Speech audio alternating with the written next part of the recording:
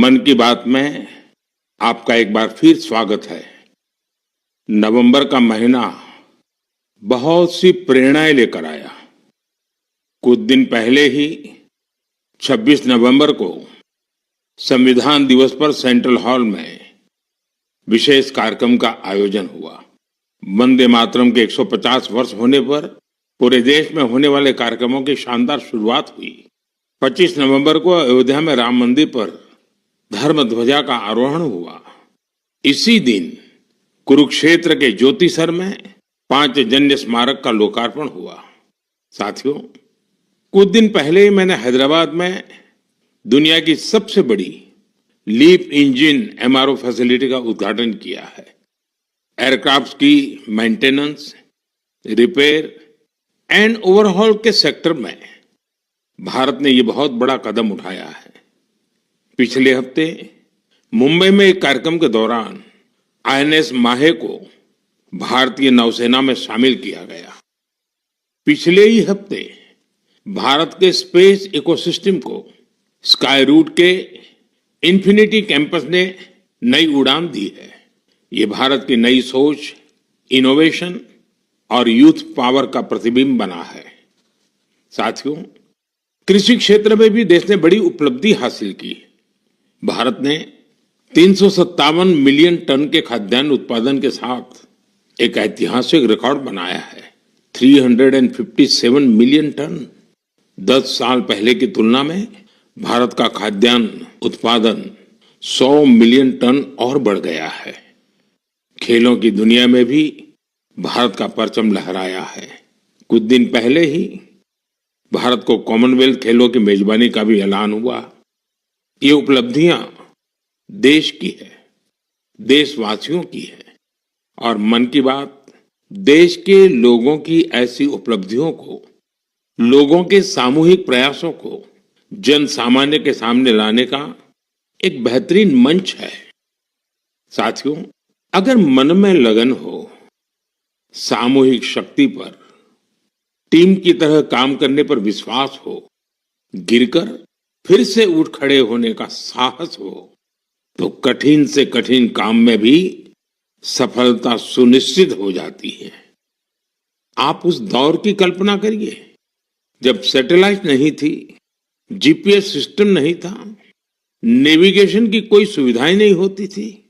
तब भी हमारे नाविक बड़े बड़े जहाज लेकर समंदर में निकल जाते थे और तय स्थानों पर पहुंचते थे। अब समंदर से आगे बढ़कर दुनिया के देश अंतरिक्ष की अनंत ऊंचाई को नाप रहे हैं। चुनौती वहां भी वही है। न जीपीएस सिस्टम है, न संचार की वैसी व्यवस्थाएं हैं। फिर हम कैसे आगे बढ़ेंगे? साथियों, कुछ दिनों पहले सोशल मीडिया पर एक वीडियो ने मेरा ध्यान खींचा। ये वीडियो इसरो की एक अनोखी ड्रोन प्रतियोगिता का था। इस वीडियो में हमारे देश के युवा और खासकर हमारे जैन जी मंगल ग्रह जैसी परिस्थितियों में ड्रोन उड़ाने की कोशिश कर रहे थे। ड्रोन उड़ते थे, कुछ पल संतुलन में रहते थे, फिर अचानक जमीन पर गिर पड़ते थे। जानते हैं क्यों? क्योंकि यहां जो ड्रोन उड़ रहे थे उनमें जीपीएस का सपोर्ट बिल्कुल नहीं था। मंगल ग्रह पर जीपीएस संभव नहीं, इसलिए ड्रोन को कोई बाहरी संकेत या गाइडेंस नहीं मिल सकता। ड्रोन को अपने कैमरे और इन बिल्ड सॉफ्टवेयर के सहारे उड़ना था। उस छोटे से ड्रोन को जमीन के पैटर्न पहचानने थे, ऊंचाई मापनी थी, बाधाएं समझनी थी और खुद ही सुरक्षित उतरने का रास्ता ढूंढना था। इसलिए कई बार के प्रयास के बाद इस टीम का ड्रोन मंगल ग्रह की परिस्थिति में कुछ देर उड़ने में कामयाब रहा। साथियों, ये वीडियो देखते हुए मेरे मन में एक और दृश्य उभर आया। वो दिन जब चंद्रयान 2 संपर्क से बाहर हो गया था। उस दिन पूरा देश और खासकर वैज्ञानिक कुछ पल के लिए निराश हुए थे। लेकिन साथियों, असफलता ने उन्हें रोका नहीं। उसी दिन उन्होंने चंद्रयान 3 की सफलता की कहानी लिखनी शुरू कर दी। यही कारण है कि जब चंद्रयान-3 ने सफल लैंडिंग की तो वो सिर्फ एक मिशन की सफलता नहीं थी, वो तो असफलता से निकलकर बनाए गए विश्वास की सफलता थी। इस वीडियो में जो युवा दिख रहे हैं, उनकी आंखों में मुझे वही चमक दिखाई दी। हर बार जब मैं हमारे युवाओं की लगन और वैज्ञानिकों के समर्पण को देखता हूं, तो मन उत्साह से भर जाता है। युवाओं की यही लगन विकसित भारत की बहुत बड़ी शक्ति है। मेरे प्यारे देशवासियों, आप सभी शहद की मिठास से जरूर परिचित होंगे, लेकिन अक्सर हमें ये नहीं पता चलता इसके पीछे कितने लोगों की मेहनत है, कितनी परंपराएं हैं और प्रकृति के साथ कितना सुंदर तालमेल है। साथियों, जम्मू कश्मीर के पहाड़ी इलाकों में वन तुलसी यानी सुलाई के फूलों से यहाँ की मधुमक्खियां बेहद अनोखा शहद बनाती हैं। ये सफेद रंग का शहद होता है जिसे रामबन सुलाई हनी कहा जाता है। कुछ वर्षों पहले ही रामबन सुलाई हनी को जीआई टैग मिला है। इसके बाद इस शहद की पहचान पूरे देश में बन रही है। साथियों, दक्षिण कन्नड़ा जिले के पुत्तूर में वहां की वनस्पतियां शहद उत्पादन के लिए उत्कृष्ट मानी जाती हैं। यहाँ ग्रामजन्य नाम की किसान संस्था इस प्राकृतिक उपहार को नई दिशा दे रही है। ग्रामजन्य ने यहाँ एक आधुनिक प्रोसेसिंग यूनिट बनाया। लैब, बॉटलिंग, स्टोरेज और डिजिटल ट्रैकिंग जैसी सुविधाएं जोड़ी गई। अब यही शहद ब्रांडेड उत्पाद बनकर गांवों से शहरों तक पहुंच रहा है। इस प्रयास का लाभ 2500 से अधिक किसानों को मिला है। साथियों, कर्नाटका के ही तुमकुर जिले में शिवगंगा कालिंजिया नाम की संस्था का प्रयास भी बहुत सराहनीय है। इनके द्वारा यहाँ हर सदस्य को शुरुआत में 2 बी बॉक्सेस दिए जाते हैं। ऐसा करके इस संस्था ने अनेकों किसानों को अपने अभियान से जोड़ दिया है। अब इस संस्था से जुड़े किसान मिलकर शहद निकालते हैं, बेहतरीन पैकेजिंग करते हैं और स्थानीय बाजार तक पहुंचाते हैं। इससे उन्हें लाखों की कमाई भी हो रही है। ऐसा ही एक उदाहरण नागालैंड के क्लिफ हनी हंटिंग का है। नागालैंड के चोकलांगन गांव में खियामनी यांगन जनजाति सदियों से शहद निकालने का काम करती आई है। यहाँ मधुमक्खियों पेड़ों पर नहीं बल्कि ऊंची चट्टानों पर अपने घर बनाती हैं। इसलिए शहद निकालने का काम भी बहुत जोखिम भरा होता है। इसलिए यहाँ के लोग मधुमक्खियों से पहले सौम्यता से बात करते हैं, उनसे अनुमति लेते हैं, उन्हें बताते हैं कि आज वे शहद लेने आए हैं। इसके बाद शहद निकालते हैं। साथियों, आज भारत हनी प्रोडक्शन में नए रिकॉर्ड बना रहा है। 11 साल पहले देश में हनी का उत्पादन 74,000 मैट्रिक टन था। अब ये बढ़कर 1.5 लाख मैट्रिक टन से भी ज्यादा हो गया है। बीते कुछ वर्षों में शहद का एक्सपोर्ट भी 3 गुना से ज्यादा बढ़ गया है। हनी मिशन कार्यक्रम के तहत खादी ग्रामोद्योग ने भी 2.25 लाख से ज्यादा बी बॉक्सेस लोगों में बांटे हैं। इससे हजारों लोगों को रोजगार के नए अवसर मिले हैं। यानी देश के अलग अलग कोनों में शहद की मिठास भी बढ़ रही है और ये मिठास किसानों की आय भी बढ़ा रही है। मेरे प्यारे देशवासियों, हरियाणा के कुरुक्षेत्र में महाभारत का युद्ध हुआ था, ये हम सभी जानते हैं। लेकिन युद्ध के इस अनुभव को अब आप वहां महाभारत अनुभव केंद्र में भी साक्षात महसूस कर सकते हैं। इस अनुभव केंद्र में महाभारत की गाथा को 3D light and sound show और डिजिटल टेक्निक से दिखाया जा रहा है। 25 नवंबर को जब मैं कुरुक्षेत्र गया था तो इस अनुभव केंद्र के अनुभव ने मुझे आनंद से भर दिया था। साथियों, कुरुक्षेत्र में ब्रह्म सरोवर पर आयोजित अंतर्राष्ट्रीय गीता महोत्सव में शामिल होना भी मेरे लिए बहुत विशेष रहा। मैं ये देखकर बहुत प्रभावित हुआ कि कैसे दुनिया भर के लोग दिव्य ग्रंथ गीता से प्रेरित हो रहे हैं। इस महोत्सव में यूरोप और सेंट्रल एशिया सहित विश्व के कई देशों के लोगों की भागीदारी रही। इस महीने की शुरुआत में सऊदी अरब में पहली बार किसी सार्वजनिक मंच पर गीता की प्रस्तुति की गई है। यूरोप के लातविया में भी एक यादगार गीता महोत्सव आयोजित किया गया। इस महोत्सव में लातविया, एस्टोनिया, लिथुआनिया और अल्जीरिया के कलाकारों ने बढ़ चढ़कर के हिस्सा लिया। साथियों, भारत की महान संस्कृति में शांति और करुणा का भाव सर्वोपरि रहा है। आप दूसरे विश्व युद्ध की कल्पना कीजिए, जब चारों ओर विनाश का भयावह माहौल बना हुआ था।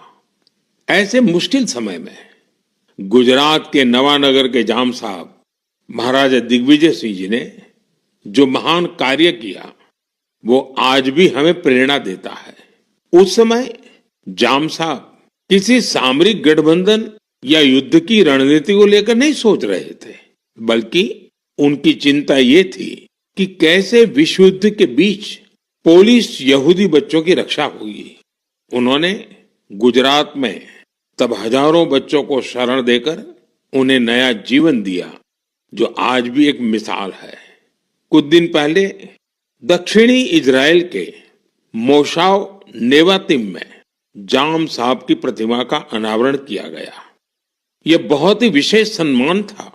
पिछले वर्ष पोलैंड के वार्सो में मुझे जाम साहब के स्मारक पर श्रद्धा सुमन अर्पित करने का सौभाग्य मिला था।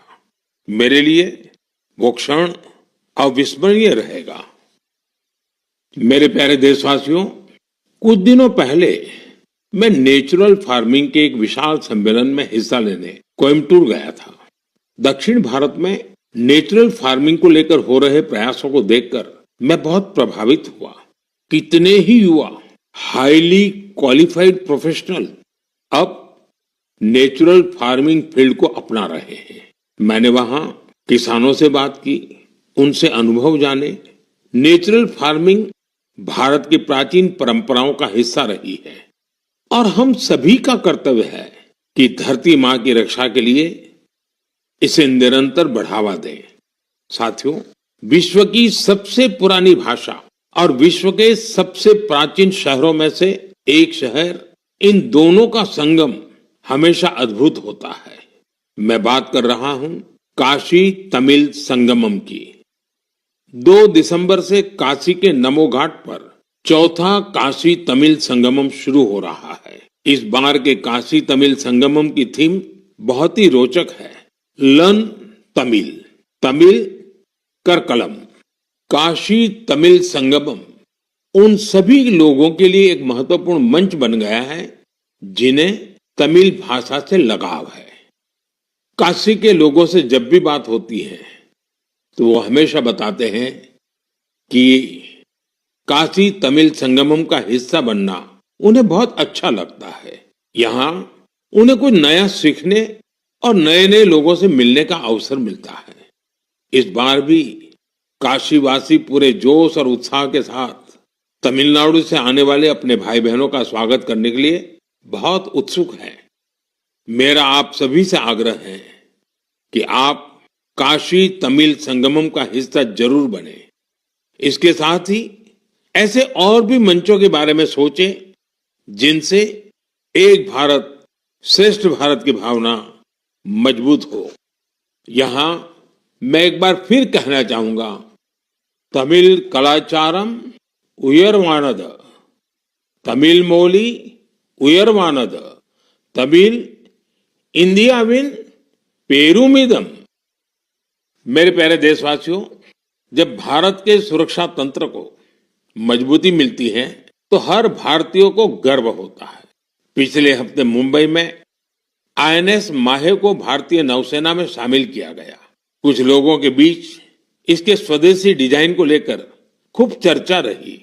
वहीं पुडुचेरी और मालाबार कोस्ट के लोग इसके नाम से ही खुश हो गए। दरअसल इसका माहे नाम उस स्थान माहे के नाम पर रखा गया है जिसकी एक समृद्ध ऐतिहासिक विरासत रही है। केरला और तमिलनाडु के कई लोगों ने इस बात पर गौर किया कि इस युद्धपोत का क्रेस्ट, उरुमी और कलारियपट्टू की पारंपरिक लचीली तलवार की तरह दिखाई पड़ता है। ये हम सबके लिए गर्व की बात है कि हमारी नौसेना बहुत ही तेजी से आत्मनिर्भरता की ओर कदम बढ़ा रही है। 4 दिसंबर को हम नौसेना दिवस भी मनाने जा रहे हैं। ये अवसर हमारे सैनिकों के अदम्य साहस और पराक्रम को सम्मान देने का एक खास दिन है। साथियों, जो लोग नेवी से जुड़े टूरिज्म में रुचि रखते हैं, उनके लिए हमारे देश में बहुत सी जगह हैं जहां जाकर उन्हें बहुत कुछ सीखने को मिलेगा। देश के पश्चिमी तट पर गुजरात के सोमनाथ के पास एक जिला है दीव। दीव में आईएनएस खुखरी को समर्पित खुखरी मेमोरियल एंड म्यूजियम है। वहीं गोवा में नेवल एविएशन म्यूजियम है, जो एशिया में अपनी तरह का अनूठा संग्रहालय है। फोर्ट कोची के आईएनएस द्रोणाचार्य में इंडियन नेवल मैरीटाइम म्यूजियम है। यहाँ हमारे देश की मैरीटाइम हिस्ट्री और इंडियन नेवी के इवोल्यूशन को देखा जा सकता है। श्री विजयपुरम, जिसे पहले पोर्ट ब्लेयर कहा जाता था, वहां समुद्री का नेवल मरीन म्यूजियम उस क्षेत्र के समृद्ध इतिहास को सामने लाने के लिए जाना जाता है। कारवार के रविंद्रनाथ टैगोर बीच पर वॉरशिप म्यूजियम में मिसाइलों और हथियारों की रिप्लिका रखी गई है। विशाखापट्टनम में भी एक सबमरीन, हेलीकॉप्टर और एयरक्राफ्ट म्यूजियम है जो इंडियन नेवी से जुड़ा है। मैं आप सभी से, विशेषकर मिलिट्री हिस्ट्री में रुचि रखने वाले लोगों से आग्रह करता हूं कि आप इन म्यूजियम्स को देखने जरूर जाएं। मेरे प्यारे देशवासियों, सर्दियां आ गई हैं और साथ ही सर्दियों से जुड़े टूरिज्म का भी समय आ गया है। दुनिया के कई देशों ने सर्दियों में होने वाले टूरिज्म को, विंटर टूरिज्म को अपनी अर्थव्यवस्था का बहुत बड़ा आधार बना दिया है। अनेक देशों में दुनिया के सबसे सफल विंटर फेस्टिवल और विंटर स्पोर्ट्स मॉडल है। इन देशों ने skiing, snowboarding, snow trekking, ice climbing और फैमिली स्नो पार्क्स जैसे अनुभवों को अपनी पहचान बनाया है। इन्होंने अपने विंटर फेस्टिवल्स को भी वैश्विक आकर्षण में बदला है। साथियों, हमारे देश में भी विंटर टूरिज्म की हर क्षमता मौजूद है। हमारे पास पहाड़ भी हैं, संस्कृति भी है और एडवेंचर की असीम संभावनाएं भी हैं। मुझे खुशी है, इन दिनों उत्तराखंड का विंटर टूरिज्म लोगों को बहुत आकर्षित कर रहा है। सर्दियों के मौसम में औली, मुनस्यारी, चोपटा और डेहरा जैसी जगहें खूब पॉपुलर हो रही हैं। अभी कुछ सप्ताह पहले पिथौरागढ़ जिले में 14,500 फुट से अधिक की ऊंचाई पर आदि कैलाश में राज्य की पहली high altitude ultra run marathon का आयोजन किया गया था। इसमें देश भर के 18 राज्यों से 750 से ज्यादा एथलीट्स ने हिस्सा लिया था। 60 किलोमीटर लंबी आदि कैलाश परिक्रमा रन का प्रारंभ कड़कड़ाती सर्दी में सुबह 5 बजे हुआ था। इतनी ठंड के बावजूद भी लोगों का उत्साह देखते ही बनता था। आदि कैलाश की यात्रा पर जहां 3 साल पहले तक मात्र 2000 से कम पर्यटक आते थे, अब यह संख्या भी बढ़कर 30,000 से अधिक हो गई है। साथियों, कुछ ही हफ्तों में उत्तराखंड में विंटर गेम्स का आयोजन भी होना है। देश भर के खिलाड़ी, एडवेंचर प्रेमी और खेलों से जुड़े लोग इस आयोजन को लेकर उत्साहित हैं। स्कीइंग हो या स्नोबोर्डिंग, बर्फ पर होने वाले कई खेलों की तैयारियां शुरू हो चुकी हैं। उत्तराखंड ने विंटर टूरिज्म को बढ़ाने के लिए कनेक्टिविटी और इंफ्रास्ट्रक्चर पर भी फोकस किया है। होम स्टे को लेकर नई पॉलिसी भी बनाई गई है। साथियों, सर्दियों में मेड इन इंडिया अभियान की भी अलग धूम होती है। सर्दियों की सुनहरी धूप हो, पहाड़ से उतरते कोहरे की चादर हो, डेस्टिनेशन वेडिंग के लिए पहाड़ भी अब खूब पॉपुलर हो रहे हैं। कई शादियां तो अब खास तौर पर गंगा जी के किनारे हो रही है। साथियों, सर्दियों के इन दिनों में हिमालय की वादियां एक ऐसे अनुभव का हिस्सा बन जाती हैं जो जीवन भर साथ रहता है। अगर आप इस सर्दी में कहीं जाने का विचार कर रहे हैं तो हिमालय की वादियों का विकल्प जरूर रखिएगा। साथियों, कुछ हफ्ते पहले मैं भूटान गया था। ऐसे दौरों में अलग अलग प्रकार के संवाद और चर्चाओं का अवसर मिलता है। अपनी इस यात्रा में मैंने भूटान के राजा, वर्तमान राजा के पिताजी, जो खुद भी पहले राजा रह चुके हैं, वहां के प्रधानमंत्री और अन्य लोगों से मुलाकातें की। इस दौरान हर किसी से एक बात जरूर सुनने को मिली। सभी लोग वहां बुद्धिस्ट रिलिक्स यानी भगवान बुद्ध के पवित्र अवशेष भेजे जाने को लेकर भारतवासियों का आभार जता रहे थे। मैंने जब भी यह सुना तो मेरा हृदय गर्व से भर उठा। साथियों, भगवान बुद्ध के पावन अवशेषों को लेकर कई अन्य देशों में भी ऐसा ही उत्साह देखने को मिला है। पिछले महीने ही नेशनल म्यूजियम से इन पवित्र अवशेषों को रूस के कलमिकिया ले जाया गया था। यहाँ बौद्ध धर्म का विशेष महत्व है। मुझे बताया गया कि इनके दर्शन के लिए रूस के दूर दराज से भी बहुत बड़ी संख्या में लोग वहां पहुंचे। इन पवित्र अवशेषों को मंगोलिया, वियतनाम और थाईलैंड भी ले जाया जा चुका है। हर जगह लोगों का भारी उत्साह देखने को मिला है। इनके दर्शन के लिए थाईलैंड के राजा भी पहुंचे थे। पूरे विश्व में भगवान बुद्ध के पवित्र अवशेषों के प्रति इस प्रकार का गहरा जुड़ाव देखकर मन भाव विभोर हो उठता है। यह सुनकर बहुत अच्छा लगता है कि कैसे इस तरह की कोई पहल दुनिया भर के लोगों को आपस में जोड़ने का माध्यम बन जाती है। मेरे प्यारे देशवासियों, मैं आप सभी से हमेशा वोकल फॉर लोकल के मंत्र को साथ लेकर चलने की बात करता हूं। अभी कुछ दिनों पहले G20 शिखर सम्मेलन के दौरान जब विश्व के कई नेताओं को उपहार देने की बात आई तो मैंने फिर कहा वोकल फॉर लोकल। मैंने देशवासियों की ओर से विश्व के नेताओं को जो उपहार भेंट किए उसमें इस भावना का विशेष ध्यान रखा गया। G20 के दौरान मैंने दक्षिण अफ्रीका के राष्ट्रपति को नटराज की कांस्य प्रतिमा भेंट की। ये तमिलनाडु के तंजावुर की सांस्कृतिक विरासत से जुड़ी चौलकालीन शिल्पकला का अद्भुत उदाहरण है। कनाडा के प्रधानमंत्री को चांदी के अश्व की प्रतिकृति दी गई। यह राजस्थान के उदयपुर की बेहतरीन शिल्पकला को दर्शाती है। जापान के प्रधानमंत्री को चांदी की बुद्ध की प्रतिकृति भेंट की गई।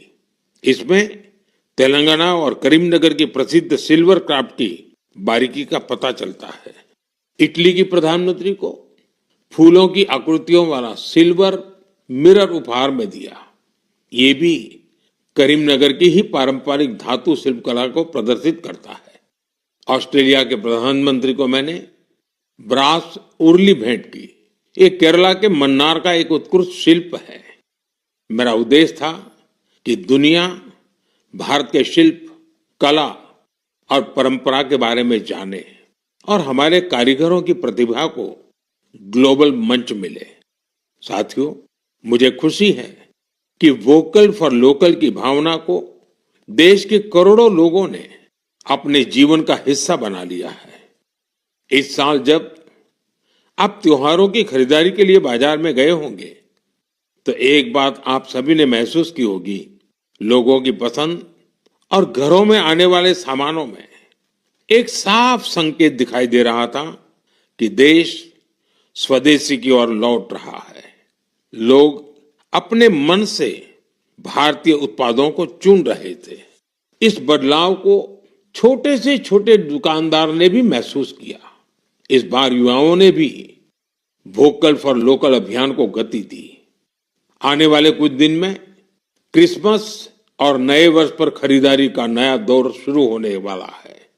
मैं आपको फिर याद दिलाऊंगा, वोकल फॉर लोकल का मंत्र याद रखें। खरीदें वही जो देश में बना हो, बेचे वही जिसमें किसी देशवासी की मेहनत लगी हो। मेरे प्यारे देशवासियों, भारतीय खेलों के लिहाज से ये महीना सुपरहिट रहा है। इस महीने की शुरुआत भारतीय महिला टीम द्वारा आईसीसी महिला विश्व कप जीतने से शुरू हुई, लेकिन उसके बाद भी मैदान पर और ज्यादा एक्शन देखने को मिला है। कुछ दिन पहले ही टोक्यो में डेफ ओलंपिक्स हुए हैं, जहां भारत ने अपना अब तक का सर्वश्रेष्ठ प्रदर्शन करते हुए 20 मेडल जीते हैं। हमारी महिला खिलाड़ियों ने भी कबड्डी वर्ल्ड कप जीतकर इतिहास ही रच दिया। पूरे टूर्नामेंट में उन्होंने बेहतरीन प्रदर्शन करके हर भारतवासी का मन जीत लिया। वर्ल्ड बॉक्सिंग कप फाइनल्स में भी हमारे खिलाड़ियों का प्रदर्शन शानदार रहा, जहां उन्होंने 20 मेडल जीते। साथियों, जिस बात की और भी अधिक चर्चा हो रही है वो है हमारी महिला टीम का ब्लाइंड क्रिकेट वर्ल्ड कप जीतना। बड़ी बात यह है कि हमारी इस टीम ने बिना एक भी मैच हारे इस टूर्नामेंट को जीता है। देशवासियों को इस टीम के हर खिलाड़ी पर बहुत गर्व है। मेरी इस टीम से प्रधानमंत्री निवास पर मुलाकात हुई। वाकई इस टीम का हौसला, उनका जज्बा हमें बहुत कुछ सिखाता है। यह विजय हमारे खेल इतिहास की सबसे बड़ी जीतों में से एक है, जो हर भारतीय को प्रेरित करती रहेगी। साथियों, आजकल हमारे देश में इंड्योरेंस स्पोर्ट्स की एक नई खेल संस्कृति भी तेजी से उभर रही है। इंड्योरेंस स्पोर्ट्स से मेरा मतलब ऐसी स्पोर्ट्स एक्टिविटीज से है जिनमें आपकी लिमिट्स की परख होती है। कुछ साल पहले तक मैराथन और बाइकेथॉन जैसे खास इवेंट कुछ विशेष लोगों तक ही सीमित थे, लेकिन अब बहुत कुछ बदल चुका है। मुझे बताया गया है कि देश भर में हर महीने 1500 से ज्यादा इंड्योरेंस स्पोर्ट्स का आयोजन होता है। इन इवेंट्स में हिस्सा लेने के लिए एथलीट्स दूर दूर तक जाते हैं। साथियों, इंड्योरेंस स्पोर्ट्स का ही एक उदाहरण है आयरमैन ट्रायथलॉन।